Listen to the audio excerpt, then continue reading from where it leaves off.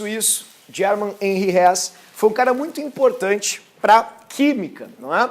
Por quê? Porque ele trouxe todo aquele teor do príncipe do Maquiavel, de um jeito totalmente, enfim, às avessas, para dentro da ciência. Ele foi o cara que percebeu efetivamente que a natureza é maquiavélica, né? Você está fazendo uma transposição totalmente descabida, sem, enfim, lógica alguma, mas é que ele percebeu que a lógica energética da natureza é a mesma lógica que se encontra justamente nas palavras do Maquiavel, que os fins justificam os meios. Na verdade, não foram palavras dele, isso é a concepção que tu tira a partir da leitura do príncipe. Entretanto, o próprio Hess viu que a natureza é assim, a natureza, de certa forma, ela é maquiavélica, porque ela não está nem aí quanto aos intermediários, quanto aos meios, quanto aos caminhos alternativos ou voltas, ela se preocupa apenas com o ponto de partida e o ponto de chegada num processo químico, quando se fala de energia.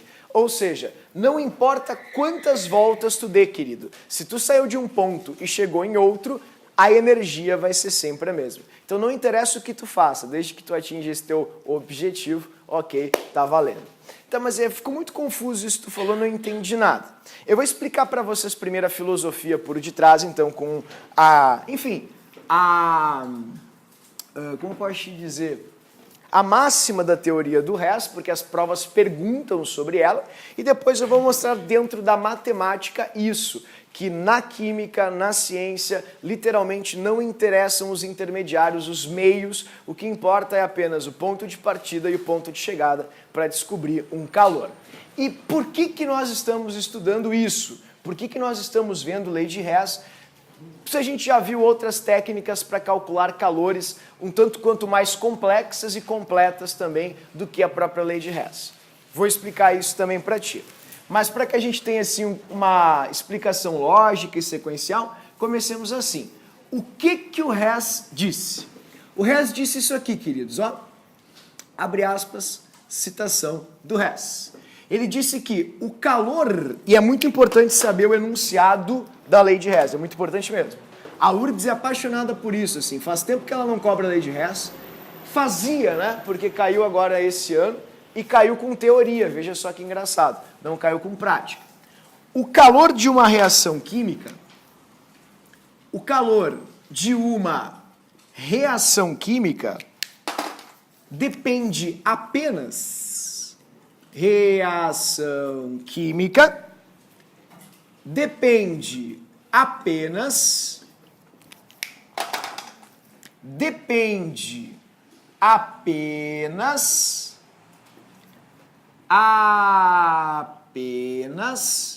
dos reagentes de partida,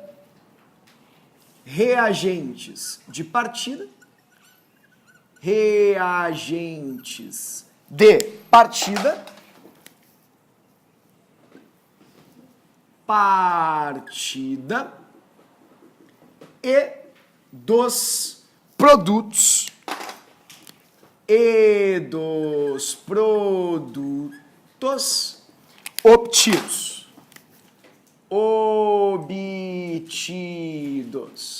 Tudo bem? Então, o calor de uma reação química, o calor da reação química, este calor depende exclusivamente do reagente que tu tem e do produto que tu vai obter. Tudo bem? Então, essa é a citação da lei de Hess, que é uma situação bastante importante, e as provas adoram perguntar coisas sobre ela, justamente com um teor filosófico. É estranho o que eu estou dizendo, mas é verdade. Eles já perguntaram coisas do tipo, a combustão da glicose num calorímetro ou numa célula tem calores diferentes? Afinal, a célula é um sistema, não é? Enfim, microscópico, e o calorímetro é um sistema macroscópico. Afirmação errada, porque a lei de Hess nos diz que não importa onde tu vai fazer, não importa como tu vai fazer, se é no calorímetro, se é numa célula ou se é no teu fichário da PUCA, sempre, se o reagente é o mesmo e o produto é este X, tem que sempre ter a mesma diferença de energia, independente das voltas que vocês darão para chegar neste produto obtido ou desejado, digamos assim. Tá, mas isso não faz muito sentido, explica isso de uma forma mais clara. É super fácil, pessoal. Eu trouxe aqui para vocês verem um desenho, que é esse desenho aqui. A explicação para isso ela é muito simples e ela está no gráfico.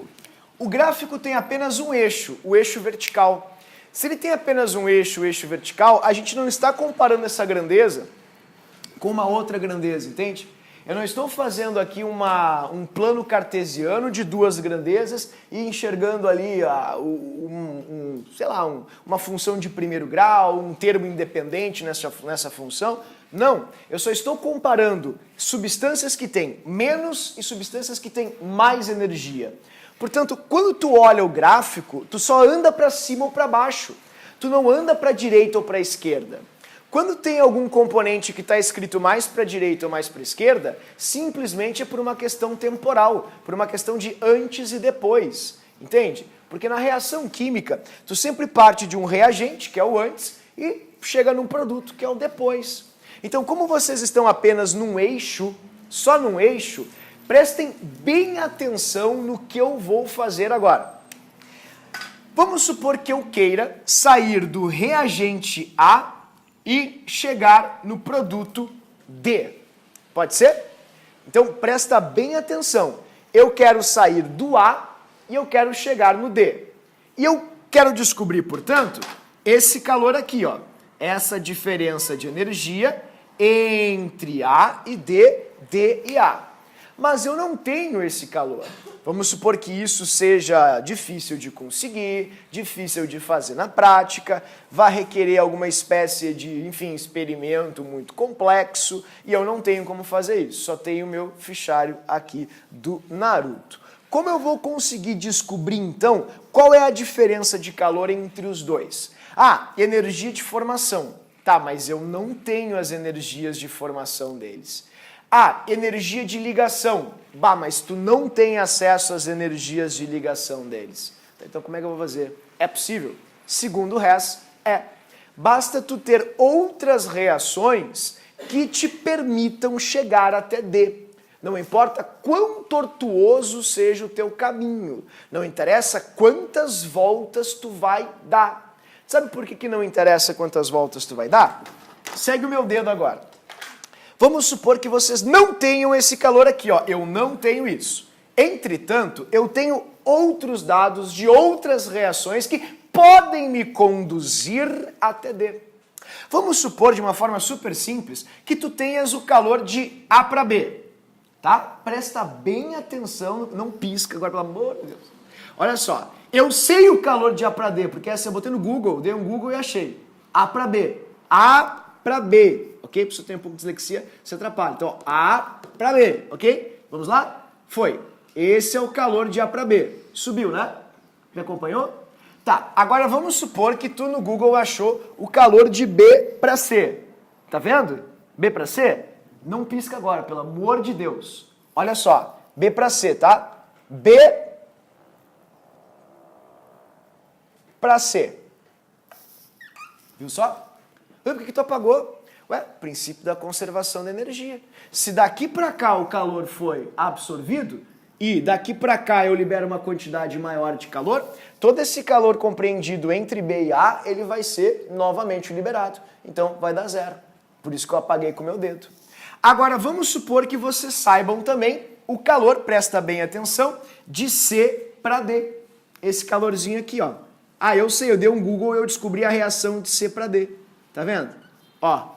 Vejam se o trajeto A para B, B para C, C para D, não dá exatamente o mesmo calor que eu queria antes, de A para D. Ó, qual das flechinhas aqui é maior, pessoal? Essa aqui ou essa aqui? Então, se elas são iguais, vocês acabaram de descobrir algo que o Hess descobriu lá no século XIX, tá? Foi um pouco antes, tá? Um pouquinho antes. Mas vocês descobriram de novo. Ele fazendo essa brincadeira dos dedinhos, de subir e descer as escadinhas aqui no gráfico, ele percebeu que, ó, por outros caminhos eu consigo descobrir o mesmo calor. Ah, mas eu não entendi por que tu desprezou esse calor. Porque toda a energia que foi absorvida aqui foi liberada de novo até esse ponto. Então a diferença energética entre A e D está compreendida só aqui. Então, matematicamente falando, a gente pode dizer assim, ó, que a conversão de A para D, que representa ΔH 1, calor 1. Eu não sei que calor é esse, eu não sei. Esse ΔH1 é exatamente igual? Exatamente igual? Ó, a soma do seguinte trajeto: A para B, B para C e C para D. Por quê? Porque de A para B, B para C e C para D, consequentemente eu parti de A e cheguei em B. Esse foi o início e o fim da minha jornada. Então, a soma desses calores aqui, ó, ΔH2, que é o ΔH de A para B, ΔH3, que é o ΔH de B para C, e ΔH4, que é o ΔH de C para D, vão literalmente ser iguais ao calor 1, que é o calor que eu quero descobrir, ou queria descobrir desde o princípio. Tudo bem?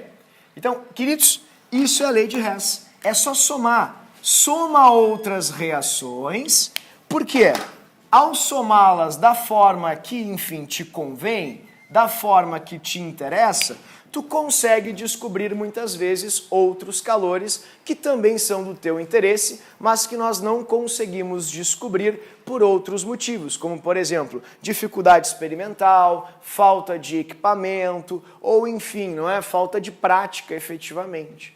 Quero descobrir o calor de A para D, que é o ΔH1? Ok, querido, basta somar todos esses calores aqui, porque a soma de todos esses calores aqui me levam de A até D. Então os calores vão ser exatamente iguais. Foi isso que o Hess me disse. Tudo bem? Pessoal, eu me fiz entender. Todo mundo conseguiu enxergar que ao sair do A e para o B, depois para o C e para o D, o trajeto que tu realmente fez foi esse aqui, energético? Igual a isso aqui que eu queria antes, sim ou não? Então, se você conseguiu enxergar, mas aqui não, ó, e essa subida, querido, de novo, todo o calor que tu absorveu aqui, ao voltar tu devolveu. Então, a diferença, a soma desses calores vai dar igual a zero. Por exemplo, ó, vamos supor que daqui para cá eu tenha absorvido 15 kJ. Ao voltar até aqui, eu liberei 15 kJ. Pergunta, quanto que dá 15 mais 15 mais menos 15? Zero. Então, energeticamente falando, essa quantidade de energia é igual a zero. Então, o calor total aqui da minha reação é de A até D, exatamente igual ao que eu queria inicialmente. Tá, mas eu entendi essas escadinhas, subida e descida aí, mas e como é que eu faço isso? Bom, você vai precisar trabalhar um pouquinho com equações químicas e tentar fazer de uma forma grosseira uma associação com as igualdades na matemática, tipo expressões matemáticas, tudo bem? Por exemplo, vamos supor que na matemática vocês têm o seguinte, ó, menos x igual a mais 25, sei lá, menos 32. Ó, se eu tenho menos x mais 25 menos 32, essa igualdade ela vai te dar uma ideia de reversibilidade. Significa que menos x é igual a mais 25 menos 32, bem como mais 25 menos 32 é igual a menos x. Em outras palavras, se vocês quiserem inverter aqui os sinais, basta a gente fazer um troca-troca. Como assim? Acompanha comigo. Posso passar esse x para esse lado da igualdade, pessoal? Pode. Só que se tu passar para esse lado da igualdade, o que tu tem que fazer? Tem que trocar o sinal, não é? Vai ficar mais x, sim ou não? Posso passar esse 25, esse 32 para o outro lado da igualdade para isolar minha incógnita? Posso. Mas se eu fizer isso, o que eu vou ter que fazer? Vou ter que trocar o sinal, ó. Vai dar menos 25 e o 32 para lá, mais 32, sim ou não? Deixa eu fazer uma pergunta bem burra para vocês, o professor é meio mangolão. Ao trocar assim de lado cada participante, matematicamente, tu não fez isso, ó, vezes menos 1 aqui e vezes menos 1 aqui? Tu não multiplicou todo mundo por menos 1, sim ou não? Exatamente a mesma coisa, ó. Menos 1 vezes x, mais x. Menos 1 vezes mais 25, menos 25. Menos 1 vezes menos 32, mais 32. Então, esse é a primeira observação que a gente tem que ter ao manusear, ao mexer nas equações químicas para usá-las na lei de Hess. Então eu vou fazer uma pergunta super simplista para que vocês entendam o que eu vou fazer agora contigo em lei de Hess. Pergunta. Todo mundo entendeu o que eu fiz aqui? É algo bem simples, operação matemática super fácil. Então vamos fazer uma pergunta em lei de Hess. Como eu posso mexer nas equações para somá-las? Como mexer nas equações? Como mexer nas equações químicas, né? Nas equações,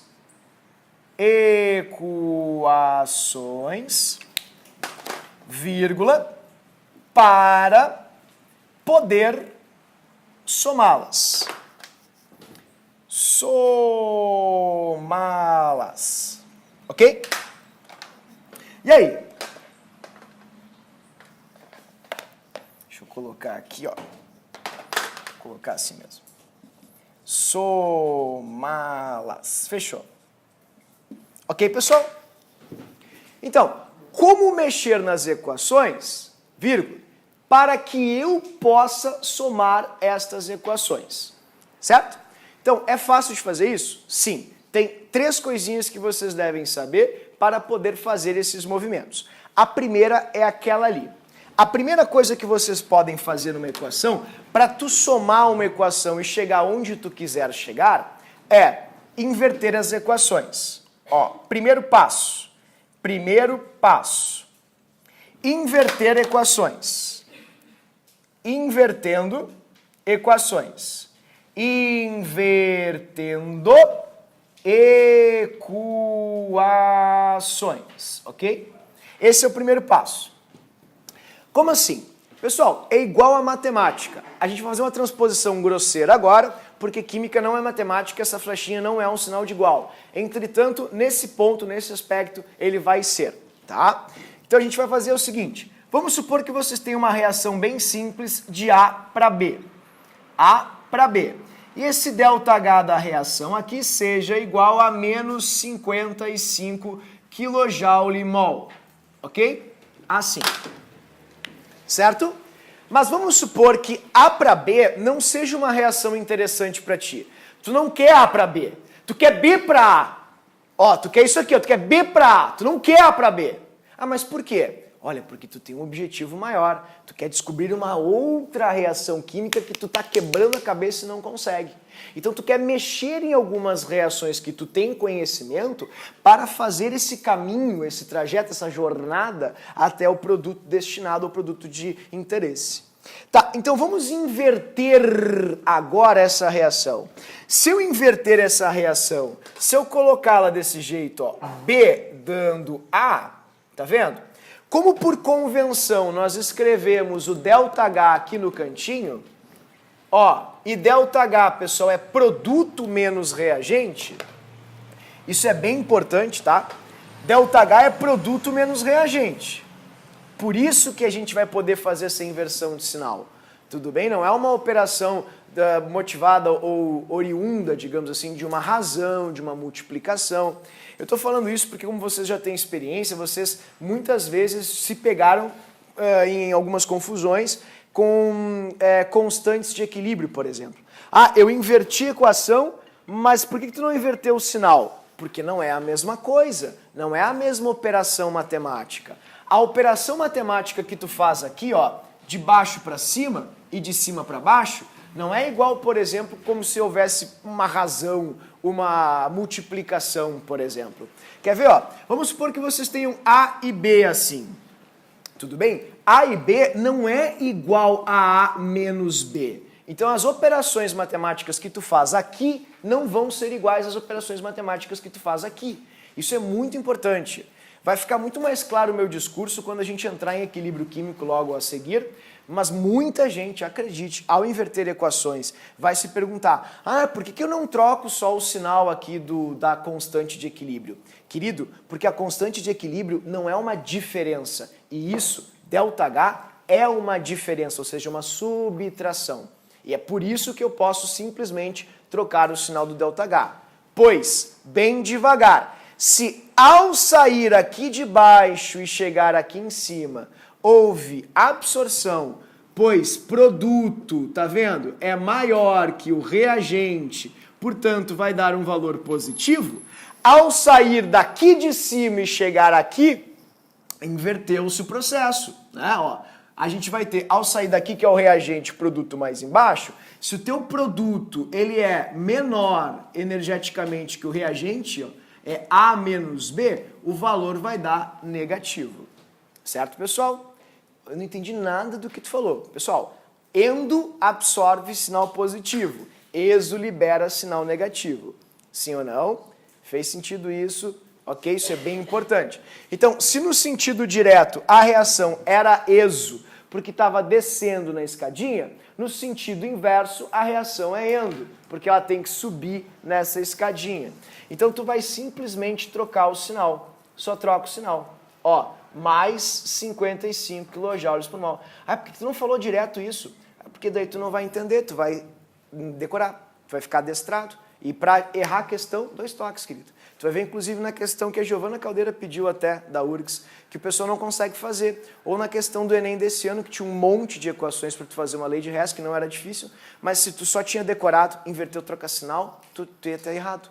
Porque tu precisava entender o mecanismo da lei de Hess. É por isso que tu está falando tudo isso, partindo da matemática básica. Ok? Tá, então o que tu fez nessa reação? Ah, e se tu inverteu o B para lá, por que tu não passou o ΔH para lá também? Porque escrevemos o ΔH sempre no final da equação. Por isso, quando vocês invertem uma equação, a única coisa que tu fez nessa equação foi multiplicá-la por menos 1. Tu só fez vezes menos 1.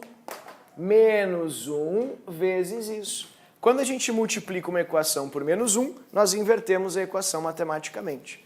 Quimicamente, ó, se tu saiu daqui para cá e absorveu, daqui para cá vai liberar. Se daqui para cá é sinal de mais, daqui para cá é sinal de menos. É isso que a gente está fazendo. Ficou claro isso, pessoal, sim ou não? Ok. Segundo passo da lei de Hess, que é uma barbada também. Vou apagar aqui os rabiscos, ok? O segundo passo da lei de Hess é a proporcionalidade. Se eu queimar um saco de carvão, vou ter energia de um saco.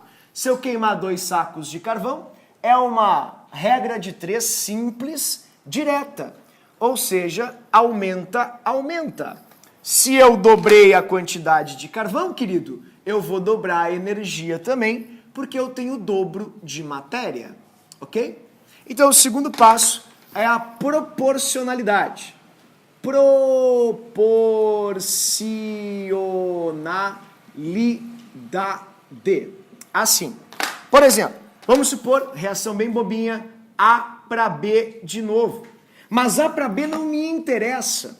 Eu preciso de 2A para 2B. Como é que eu faço isso? É fácil. Ó. A para B menos 55 kJ/mol. Ok? Dessa forma. Tá, mas tu precisa do que mesmo? Olha, para fazer a minha conta aqui, eu preciso de 2A dando 2B. Calma, não entre em pânico, é super fácil. Se tu precisa de 2A dando 2B, tranquilo. Não esquece apenas que tu vai liberar o dobro da energia. Vai ser, ó, menos 50 vezes 2 dá 100, 5 vezes 2 dá 10, 110 kJ. Pronto. Não pode ser por mol, porque não é um mol mais, são 2 mols. Tá, mas e se eu precisasse 3 daquela equação ali, eu poderia fazer só assim, multiplicando por 3? Sim.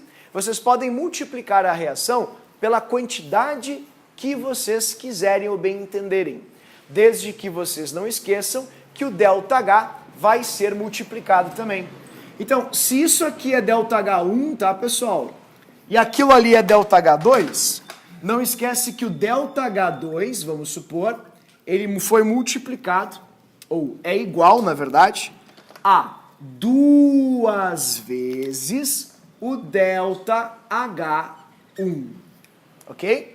Eu gosto bastante de chamar atenção para as matemáticas básicas implícitas aqui, porque muitas provas cobram isso e o pessoal não sabe fazer. Decora, inverteu, trocou sinal, multiplicou por 2, multiplica por 2 ΔH, chega na hora da prova, não sabe fazer. É fácil de acabar com o aluno, não quero que isso aconteça com vocês. Então, se o ΔH1, vamos supor, tá? Ele valia 55, O ΔH2, está aqui ele, ó, vou colocar aqui, vai valer 2 vezes esse valor. E assim por diante consecutivamente. Agora a gente vai para o terceiro e último passo. Oi, Fê. Já foi indicado. 2 aqui, ó. 2 e 2.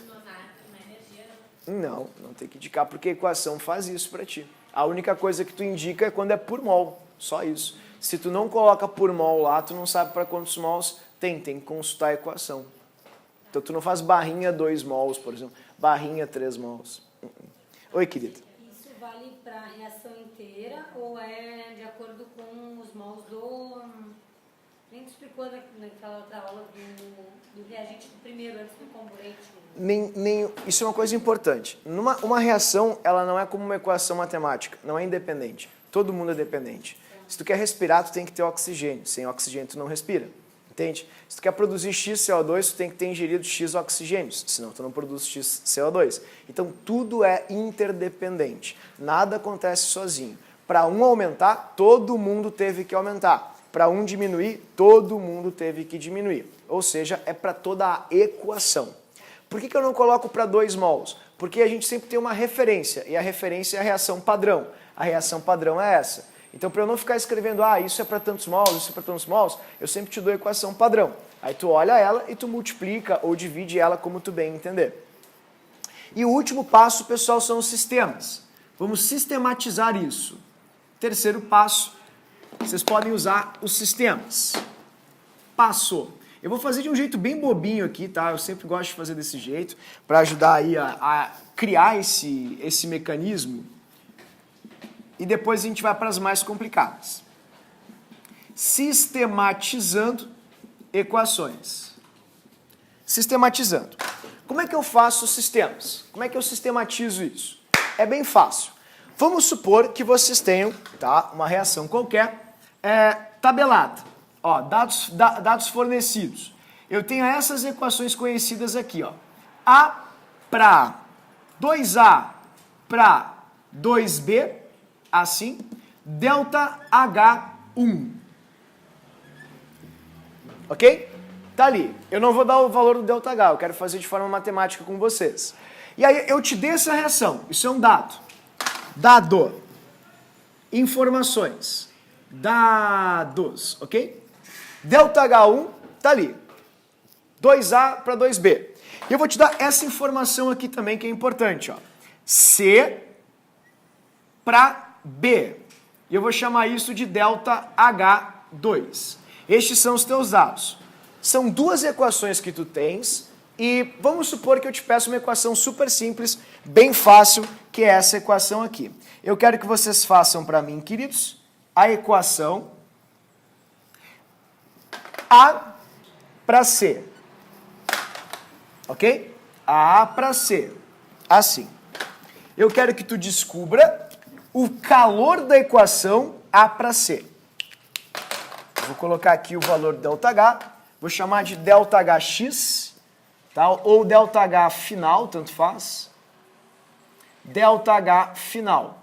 Eu quero saber qual é o valor desse ΔH aqui final. Final vai ficar estranho, né? Vou chamar de ΔHx mesmo. Esse ΔHx. O ΔH dessa equação aqui. Ok? X também vai ficar estranho. Desculpa, a pessoa tem toque. ΔH3. Agora foi. Pronto. A minha pergunta é muito fácil. Tem como descobrir o ΔH3 a partir daquelas 2 reações que eu te dei ali em cima? Essa pergunta ela tem que ir de encontro com outras 2 perguntas, ou uma pergunta mais ampla. Tem o A nos dados? O reagente A, ele está lá em cima nas equações que eu te dei?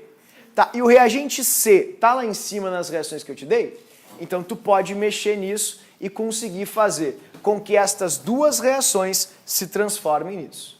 Esse é o teu objetivo, é transformar estas 2 reações aqui nessa reação aqui embaixo. Consegui me deixar claro? Ou me fazer entender? Desculpa. Vocês entenderam isso? Então vamos lá.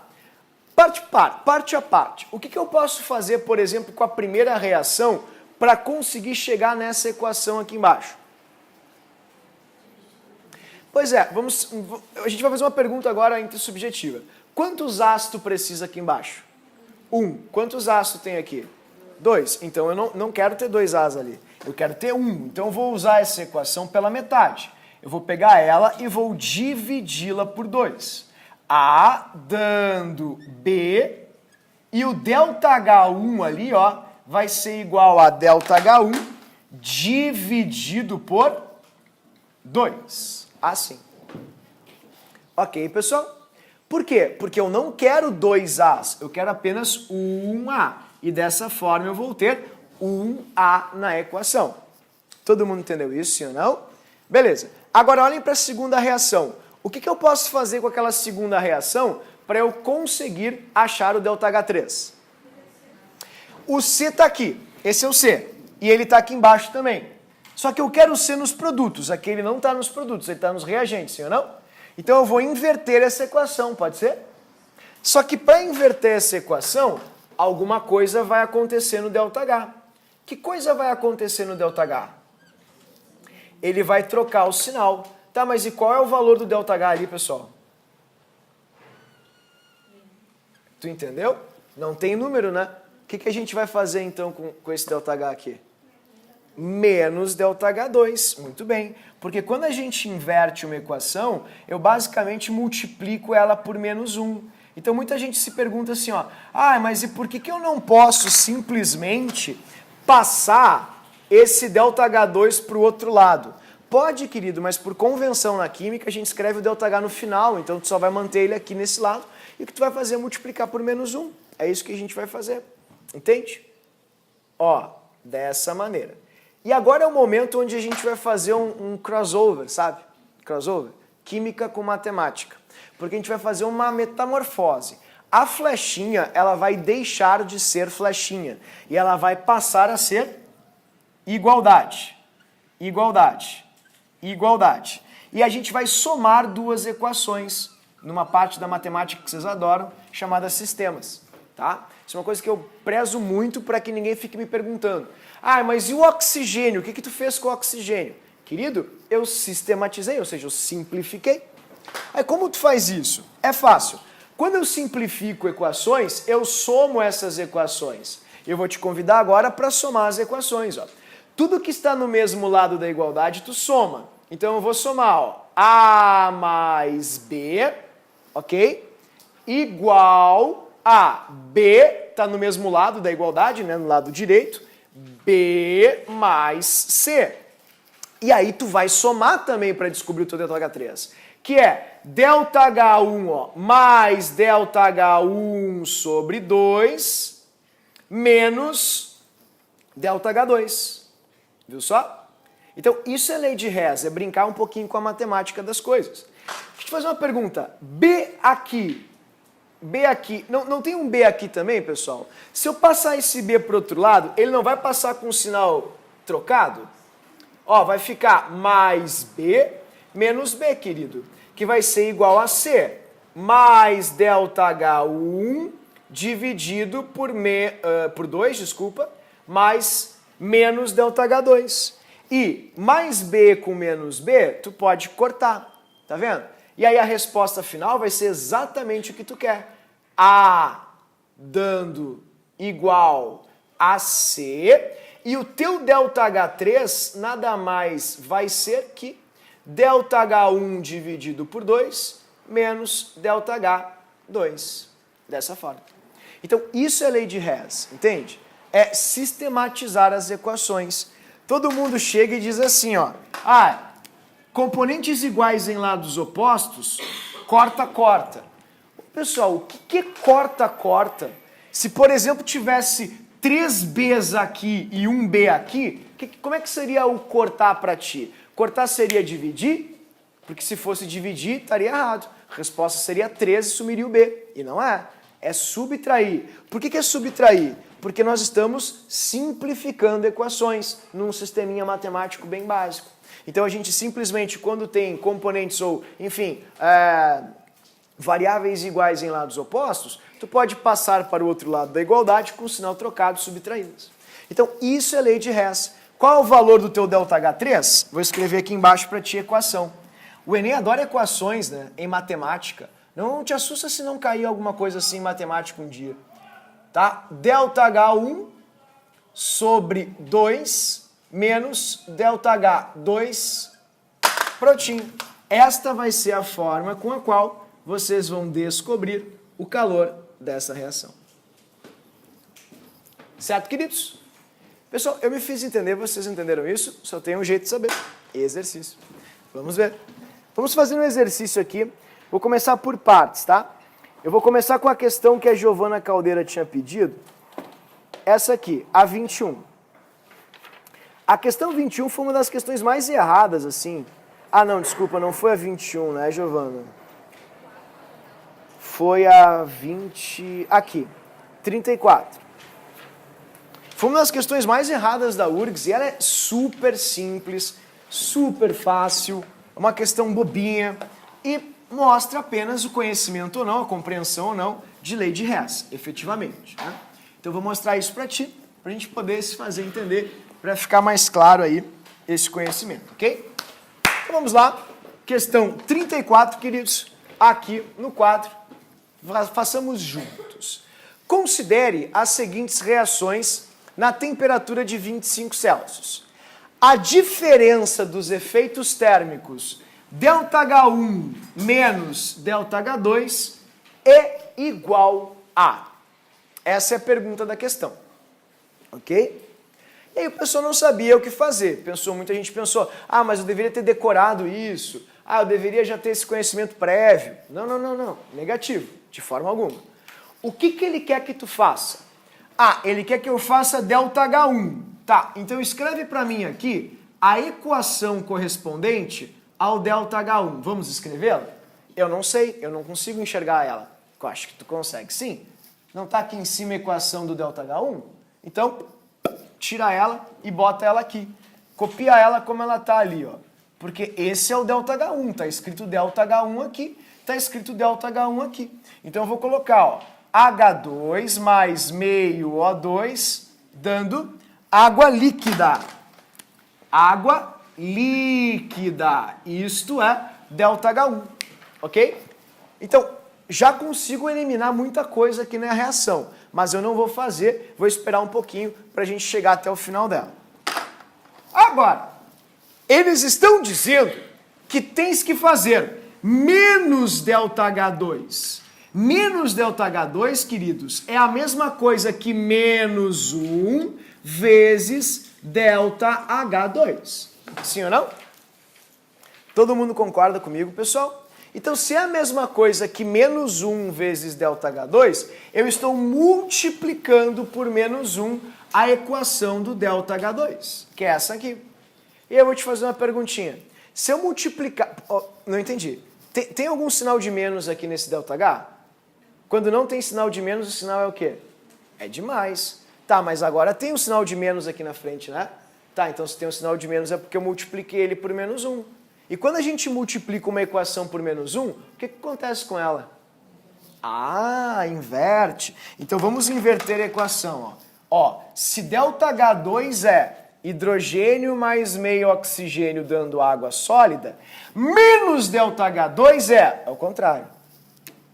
H2O sólido, dando H2 mais meio O2. E isso, querido, vai dar exatamente menos ΔH2. Tá vendo? Dessa forma. Agora eu vou te convidar a somar comigo as duas equações. Soma comigo as equações. Soma. Faz ali o sisteminha. Soma. Assim. Fechou. Quem está igual em lados opostos, nós subtraímos. H2 menos H2, 0 H2. Meio O2 menos meio O2, 0 O2. Sobrando o quê? H2S e H2O líquido. Assim. E o nosso ΔH final vai ser exatamente igual ao que ele está te pedindo ali. Tu vai somar este com este. E somando esses dois, vai dar ó, ΔH1 menos ΔH2. Exatamente o que eles estão pedindo aqui em cima nessa equação. E essa equação representa o calor de sólido para líquido. Sólido para líquido é um calor latente, a gente chama de calor de fusão. Fusão do gelo. Assim. Pessoal, eu preciso saber de vocês. Eu me fiz entender? Vocês entenderam isso, sim ou não? Porque todo mundo fala assim, inverte, troca o sinal, multiplica por 2 ΔH. Mas não é assim. Pode ser cobrado de forma algébrica, como tu está vendo. Então é muito mais legal tu puxar toda a matemática que vocês estão desenvolvendo bastante agora nesse ano, aqui para dentro. Fica muito mais fácil, inclusive, de entender de onde as coisas saíram, né? Enfim, a origem delas.